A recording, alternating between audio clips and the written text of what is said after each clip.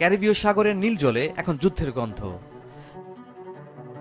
ভেনেজুয়েলার সীমানা থেকে মাত্র কয়েক মিনিটের উড়ালের দূরত্বে দাঁড়িয়ে গেছে আমেরিকার যুদ্ধবাহিনী, এতটাই কাছাকাছি যেন আঘাতটা শুধুমাত্র সময়ের অপেক্ষা।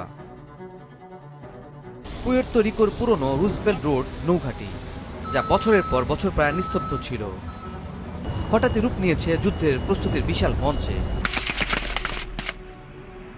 গত শুক্রবার ২৮ নভেম্বর যুদ্ধ বিমানগুলো আসা যাওয়া তীব্রভাবে বেড়ে যায়।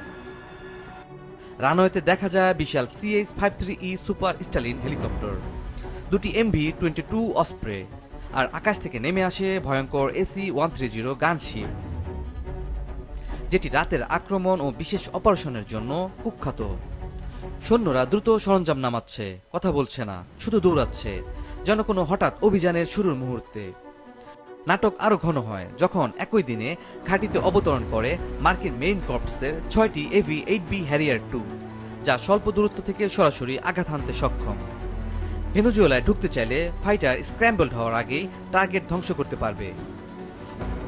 ওয়াশিংটনের বার্তা তাই পরিষ্কার, ভেনেজুয়েলার উপর চাপ এখন চরম। তার আগের দিন প্রেসিডেন্ট ট্রাম্প ঘোষণা দেন, খুব শিগগিরই ভেনেজুয়েলার মাদক চোরাচালানকারীদের বিরুদ্ধে কঠোর পদক্ষেপ আসছে। But that's going to start very soon. We warn them, stop sending poison to our country. যা ছিল সবচেয়ে সরাসরি সামরিক ইঙ্গিত। এরপর সোমবার ২৪ নভেম্বর গোপনীয় সফরে ঘাঁটিতে পৌঁছান ট্রাম্পের শীর্ষ সামরিক উপদেষ্টা ড্যান কেইন।